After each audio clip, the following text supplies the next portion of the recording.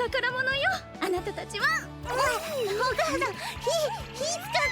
come on. What's the worst that could happen? Oh my god, my hand!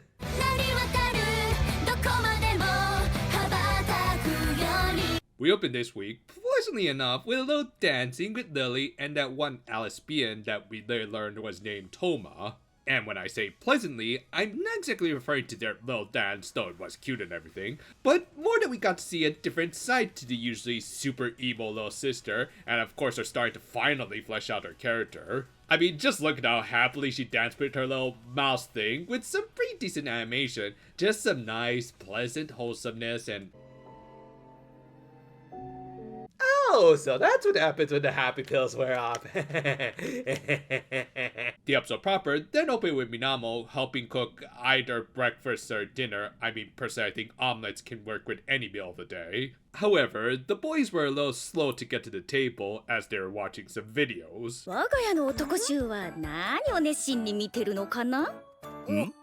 It's just some stuff on YouTube, kid. Put that brain rot down right now! Okay, jeez.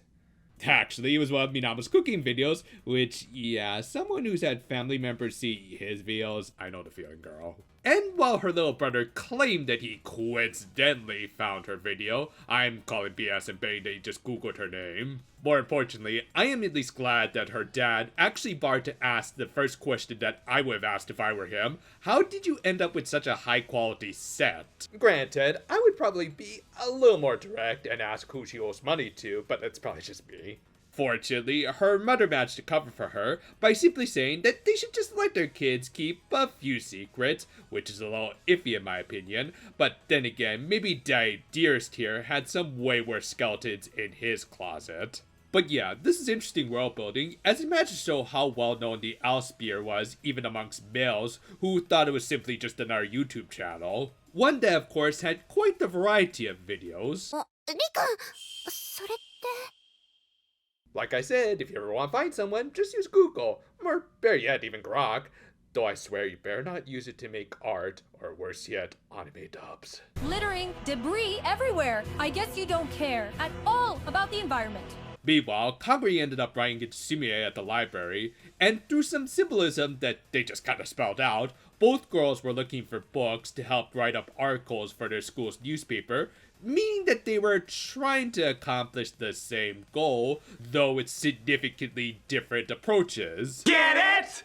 As a result, Kaguri ended up reminding her of the incident where she rescued a girl from Bess in the first half of the series, in the hopes to make her realize that they really should just work together already. And Sumie did agree to a point, in that she actually did dislike that they were basically terrorizing young girls in order to regulate the muse essence in the Owlspear. However, she wasn't just going to change her ways so easily, as she claimed that there was someone that she was trying to protect, which was really more her way of avoiding to admit that she was a bit of a siscon. Anyway, Kaguri ended up leaving after Minamo called for an emergency meeting, where of course she showed off the Lily and Toma video that she found. They rightfully questioned if this was even the same girl, and what could have happened within the 1 year when the video was originally uploaded that changed her so much. Kaguri also shared her Sumie findings, and thankfully our girls were able to put 2 and 2 together and realized that everything was tracing back to Lily and her issues. With that, they had Navia look into where the video was shot. And while they waited, they decided to watch all of Minamo's videos on repeat for at least a few days, which got Nachi to ask why the hell. Oh, so there was a point to those 2 non-canon clip shows. So after that, and a whiteboard lecture that somehow included a 4-box tic-tac-toe game, Nachi basically figured that they were just trying to make Minamo internet famous, which I guess is the best way to summarize it. Eventually though, Navia's informants managed to narrow down where Lily's video was likely shot. Thus, they were going to move out just as soon as Nagsei clarified one very important question that could affect this entire story going forward.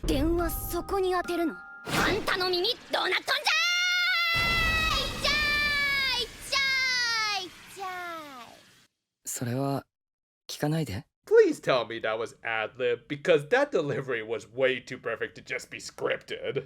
Also, if his eardrums were higher up, he'd likely use one of those Uma Musume phones. Anyway, they went to the location where, as it just so happened, Lily, alongside her sister, decided to go back to it for old time's sake. And like Pokemon trainers who you end up making eye contact with, they were immediately forced into a fight with the two. Or to be more precise, Lily forced the other 4 girls into a brawl as her sister didn't want any part, but she was also a freaking enabler, so well. That said, in a nice little moment, Minamo actually thanked Sumie for letting Nachi and Navia evacuate. She of course tried to act all stoic about it, i.e. tsundere, as it was pretty clear that she wasn't really committed to this whole Flower Night bit, which hopefully will lead to something that we've been waiting on for a good while now. With that, the remainder of the episode basically became a slightly elongated fight sequence, complete with the Flower Night's insert song playing in the background. I see this as an absolute win. And I really mean that, as while not having the best animation with a lot of obvious cuts, the actual storyboarding here was really well done, with the princesses again making good usage of their favorite shards. Plus, the actual context was great, especially when Minamo confronted them about their motivations. 何も知らないくせによくも言います。 Well, yes, because you... 知らないに決まってるじゃない。あなたが伝えようとしてないんだもん。 What she said.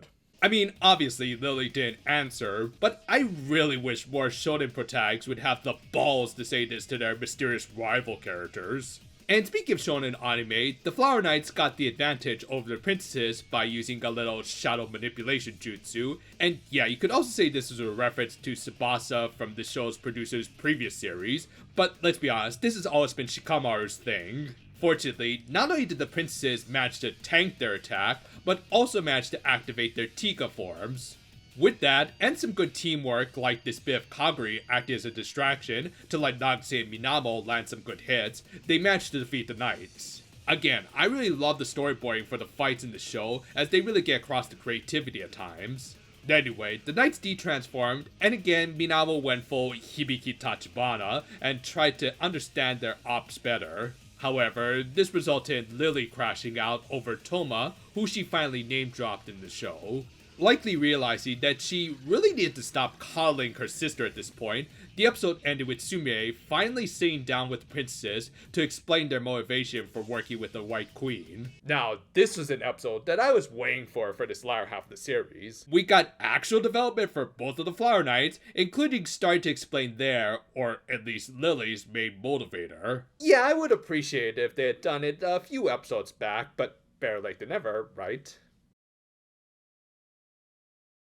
It says something when, in spite of my legit frustrations with the slow drip feed of developments that we've gotten in the latter half of the series, that I'm still invested in the Flower Knights plot, enough so that an episode like this really grabs my attention. I'm interested in seeing where they take these characters. I think this episode was also helped by the fact that there was some subtle world building, with the boys questioning more about the Owl Spear, as well as Minamo's videos seemingly going a little viral if they did somehow end up in the recommended list. Stuff like that does get me interested in seeing how much more this world and its characters will expand. Sumie at least seems like she's taking the biggest steps to reforming, as it is clear that she's just coddling her sister rather than actually talking out her issues. It would be really interesting to see if she ends up switching sides without her sister, leading them to fighting each other eventually. And speaking of fights, I really like this week's brawl. Again, while I appreciate some good Sakuga as much as the next guy, I am more interested in the actual storytelling,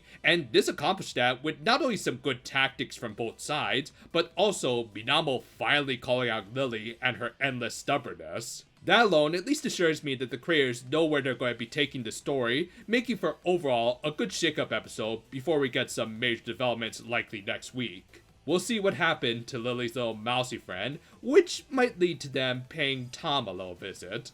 Thanks for watching, and if you're not stubborn like Lily, well then maybe we could coerce you into watching some of our other videos? We've got something new coming out almost every day, including hopefully a new longer format video by the end of the month. So look forward to whatever comes next. Until then though, for now my friends, and if you excuse me, I'm gonna have to go order some extensions for our phones.